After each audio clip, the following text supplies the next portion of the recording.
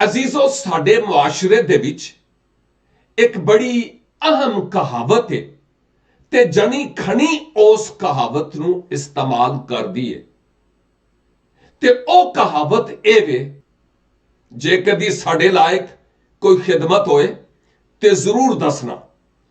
ਇੱਕ ਗੱਲ ਕਰਨਾ ਚਾਹੁੰਨਾ ਕਿ ਇਹ ਜਿਹੜੀ ਤੁਹਾਨੂੰ ਤਸਵੀਰ ਨਜ਼ਰ ਆਉਂਦੀ ਹੈ, ਇਹਦੇ ਵਿੱਚ ਕੀ ਤੁਹਾਨੂੰ ਨਜ਼ਰ ਆਉਂਦਾ ਹੈ? ਕੀ ਇਹ ਬੰਦਾ ਤੁਹਾਨੂੰ ਪੁੱਛੇਗਾ ਕਿ ਮੇਰੀ ਮਦਦ ਕਰੋ ਤੇ ਫਿਰ ਤੁਸੀਂ ਉਹਦੀ ਮਦਦ ਕਰਨੀ ਹੈ? ਇਹਦੇ ਬਾਰੇ ਚ ਕੀ ਖਿਆਲ ਜੇ? ਜਾਂ ਇਸ ਤਸਵੀਰ ਦੇ ਬਾਰੇ ਚ ਕੀ ਖਿਆਲ ਜੇ?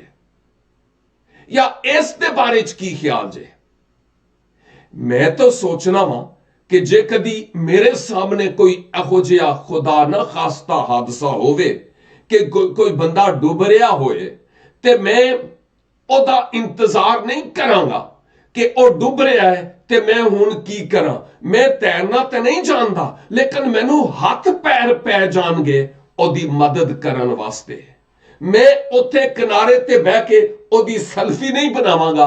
ਉਹ ਡੁੱਬ ਰਿਹਾ ਹੋਏ ਤੇ ਮੈਂ ਉਹਦੀਆਂ ਸੈਲਫੀਆਂ ਬਣਾਉਣਾ ਫਿਰਾਂ। ਅਜ਼ੀਜ਼ੋ, ਜੇ ਕਦੀ ਰੱਬ ਦਿਲ ਵਿੱਚ ਪਾਵੇ ਨਾ ਕਿ ਕਿਸੇ ਦੀ ਮਦਦ ਕਰਨੀ ਚਾਹੀਦੀ ਏ ਤੇ ਫਿਰ ਪੁੱਛਣਾ ਨਹੀਂ, ਕਿਉਂਕਿ ਇਹ ਐਵੇਂ ਹੀ ਬਸ ਨੱਕ ਰੱਖਣ ਵਾਸਤੇ ਗੱਲ ਕਰੀਦਾ ਹੁੰਦਾ ਹੈ। ਤੇ ਜੇ ਕਦੀ ਸੱਚੀ ਮੁੱਚੀ ਦਿਲ ਚੋਂ ਗੱਲ ਨਿਕਲਦੀ ਹੈ ਨਾ ਕਿ ਕਿਸੇ ਦੀ ਮਦਦ ਕਰਨੀ ਚਾਹੀਦੀ ਏ ਤੇ ਫਿਰ ਪੁੱਛਣ ਦੀ ਲੋੜ ਨਹੀਂ ਪੈਣੀ ਚਾਹੀਦੀ। ਕੌਣ ਤੁਹਾਨੂੰ ਆਖੇਗਾ ਹਾਂ ਜੀ ਮੇਰੀ ਮਦਦ ਕਰੋ ਜੀ? ਹੈ ਇਹ ਬਿਲਕੁਲ ਗਲਤ ਗੱਲ ਹੈ। ਮੈਂ ਸੋਚਣਾ ਵਾਂ ਇਸ ਮੁਹਾਵਰੇ ਨੂੰ ਡਿਲੀਟ ਕਰ ਛੱਡੋ ਤੇ ਅੱਜ ਤੋਂ ਬਾਅਦ ਇਹ ਗੱਲ ਕਰਨ ਦੇ ਬਜਾਏ ਉਦੋਂ ਜਦੋਂ ਇਹ ਗੱਲ ਕਰੀਦਾ ਹੁੰਦਾ ਹੈ ਨਾ ਤੇ ਪਤਾ ਹੁੰਦਾ ਹੈ ਕਿ ਇਸ ਬੰਦੇ ਦੀ ਜ਼ਰੂਰਤ ਹੈ ਤੇ ਮੈਨੂੰ ਮਦਦ ਕਰਨੀ ਚਾਹੀਦੀ ਹੈ, ਤੇ ਫਿਰ ਪੁੱਛਣ ਦੀ ਕੀ ਲੋੜ ਪਈ? ਉਹ ਜੀ ਸਾਡੇ ਲਾਇਕ ਕੋਈ ਖਿਦਮਤ ਹੋਏ ਤੇ ਸਾਨੂੰ ਦੱਸਣਾ। ਇਹ ਉਹਨੂੰ ਸ਼ਰਮਿੰਦਾ ਕਰਨ ਵਾਸਤੇ ਕਿ ਉਹ ਮੂੰਹ ਖੋਲੇ ਤੇ ਆਖੇ ਹਾਂ ਜੀ ਮੇਰੀ ਮਦਦ ਕਰੋ ਤੇ ਫਿਰ ਤੁਸੀਂ ਬੜੇ ਚੰਗੇ ਹੋਵੋਗੇ, ਤੁਹਾਨੂੰ ਦੁਆਵਾਂ ਦੇਵਾਂਗੇ ਤੇ ਫਿਰ ਮਦਦ ਕਰਨੀ ਹੈ। ਮਸੀਹੀ ਮੁਹੱਬਤ ਇਹ ਨਹੀਂ ਜੇ।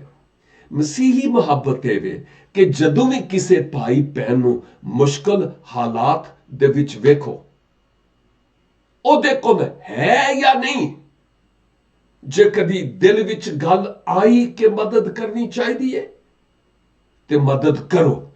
ਲੇਕਿਨ ਝੂਠੀਆਂ ਗੱਲਾਂ, ਜੇ ਕਦੀ ਸਾਡੇ ਲਾਇਕ ਕੋਈ ਖਿਦਮਤ ਹੋਏ ਤੇ ਦੱਸਣਾ ਜੀ, ਇਹ ਛੱਡ ਦੋ। ਇਹ ਸਿਆਸਤਦਾਨਾਂ ਦੇ ਨਾਰੇ ਜੇ। ਠੀਕ ਹੈ?